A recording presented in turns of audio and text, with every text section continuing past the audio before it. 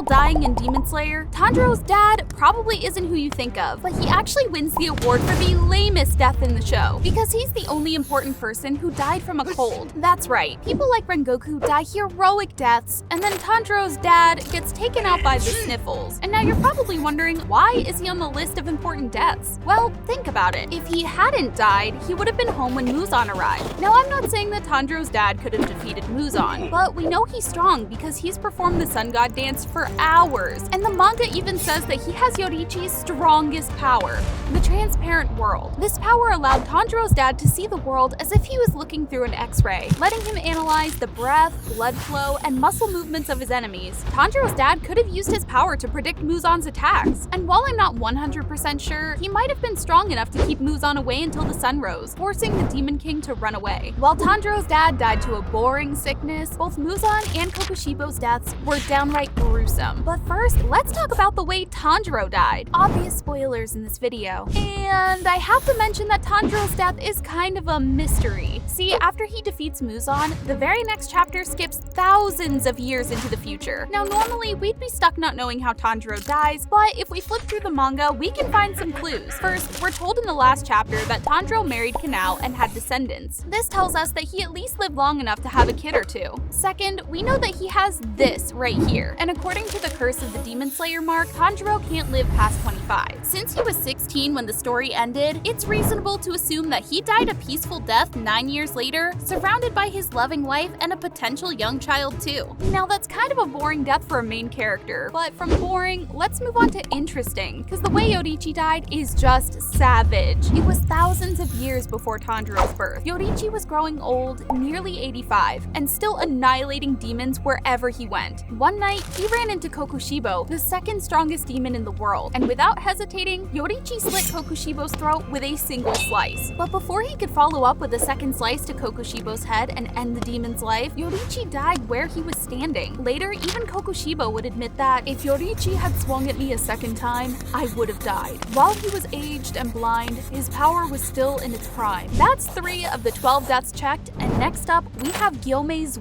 weird death. See, people with the Demon Slayer mark normally die at age 25, but things were different with Gyome. He only unlocked the Demon Slayer mark when he was 27 years old, meaning that he was already over the age limit. So why didn't he die immediately? Well, it's simple really. The Demon Slayer mark causes you to die because it puts your body through extreme stress. If you get the Demon Slayer mark at a young age, you usually rack up so much damage that you die by age 25. Because of all this, it's pretty likely Gyome would have lived for the next 5 to 10 years, but Kokushibo and Muzan had to ruin it. See, they were such tough opponents that Gyome had to go all out with his Demon Slayer mark, and by the time the fight was over, Gyome was fatally wounded and peacefully passed away. Now, peaceful is the last word I'd use to describe Kaigaku's death, because he was full of rage when his lifelong rival defeated him. See, Kaigaku and Zenitsu were trained by Jigoro, the ex-Thunder Hashira. He was such a strict master that they developed an extreme rivalry, each trying to become stronger than the other. This eventually drove Kaigaku away from the dojo, and while running away, Kaigaku was attacked by Kokushibo and turned into a demon. When Kaigaku's master learned about this, he committed seppuku in shame. This set Zenitsu on a path of revenge, and he vowed to kill Kaigaku, getting his chance when he encountered him during the final fight against Muzan. And at first, things were tough for Zenitsu. Kaigaku had combined his blood demon art with his thunder breathing, making him so strong that Muzan had already made him an upper moon. However, Zenitsu leveled things up by inventing a new form of thunder breathing just to defeat Kaigaku. Using this technique,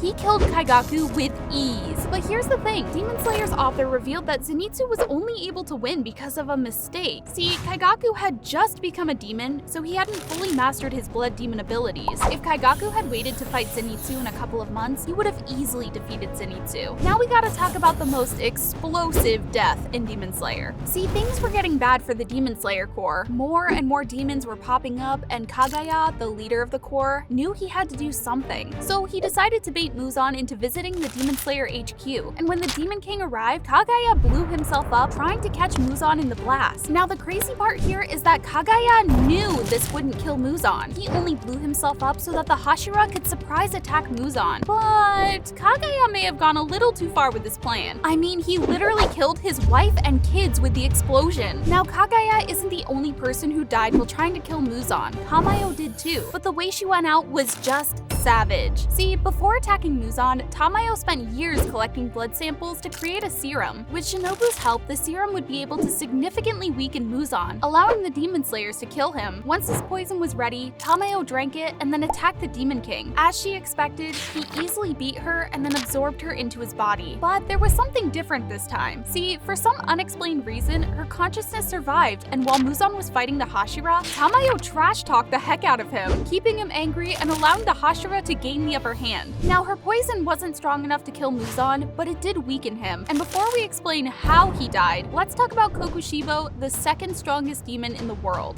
This guy was so powerful, it took the 4 strongest Hashira to take him down. But despite that, Kokushibo had the upper hand for nearly the entire fight. I mean, this dude cut off Muichido's hand, then pinned him to the wall with his own sword. And when Genya came in for a sneak attack, Kokushibo saw right through it and chopped Genya into a bunch of little pieces. This pissed Sanemi off. He charged at the upper moon, but things didn't go exactly as planned, and he got sliced open by Kokushibo. Luckily, Gyomei arrived just in time to save Sanemi, but even he, the strongest Hashira, wasn't strong enough to beat Kokushibo alone. Things only began to look better when Gyomei and Sanemi awakened their Slayer marks, and combined with Genya and Muichido overcoming their injuries, Kokushibo realized that he was beginning to lose. So he used his demon abilities to evolve and literally become a monster. Using this form, he mortally wounded both Genya and Muichido before getting ready to unleash some more carnage. But when he saw himself in the reflection of a blade, Kokushibo realized that his strength wasn't worth becoming a monster. Full of regret,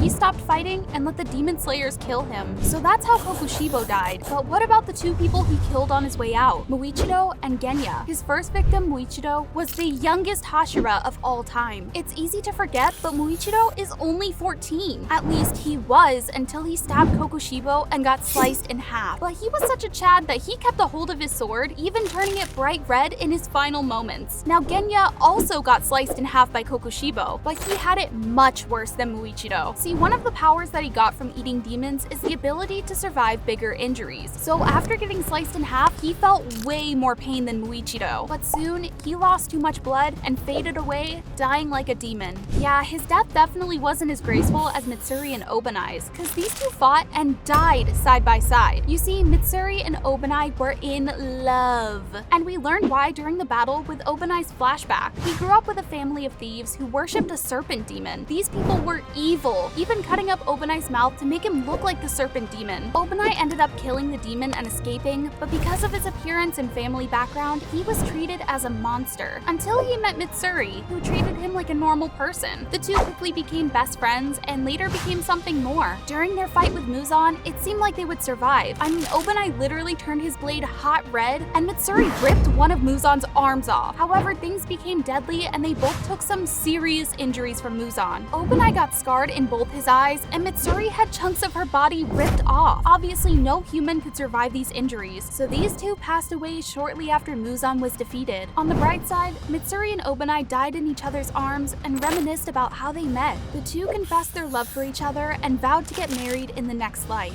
That's just romantic! But from heartwarming, let's go to horrifying, because the Demon King Muzan got killed in the creepiest way possible. It happened in chapter 199 with the sun rising over the Demon King. To prevent being burned up, Muzan used his strongest technique, becoming a big baby. Yeah, I'm also confused. Why did he do this? This form wasn't even effective, because he still burned up in the sunlight, but he made one last-ditch effort taking over Tanjiro's body. Unfortunately, Muzan wasn't able to fully control Tanjiro's consciousness. As the Demon King wrestled for control, Tanjiro started thinking about his friends and family, and the influence they had on him allowed Tanjiro to resist Muzan's control. That's right, Tanjiro's power of friendship was stronger than the Demon King. Muzan was wiped out, and the battle ended there. Now, even though Tanjiro defeated Muzan, it was only because of his lucky victory against another Demon Moon. See, way back in chapter 146, Tanjiro and Gyu should have lost their fight against Akaza. Don't get me wrong, they They had made huge improvements, but Akaza was still too strong for them. Like when they chopped off his head and he was still able to keep on going, something that normal demons can't do. Things were looking bad for the demon slayers until Akaza started remembering his human life. You see, Tanjiro subconsciously reminded Akaza of his human sensei, which led to Akaza remembering everything. Akaza thought back to meeting his mentor and getting married. His life was going great until his mentor and wife got poisoned by a rival dojo. When he heard about this, Akaza went on a rampage, killing everyone from the guilty dojo. That's when Muzan found Akaza and manipulated him into becoming a demon. Back to the present, Akaza thought of all his memories, showing remorse for everything he had done as a demon. With all these emotions flooding into his head, Akaza decided to use his strongest attack on himself. It was a noble ending for a noble warrior, and the only reason that Tanjiro and Gyu were able to survive that fight. Anyways, these are only a couple of the deaths in Demon Slayer. If you want me to cover the rest, get this video to 15,000 likes.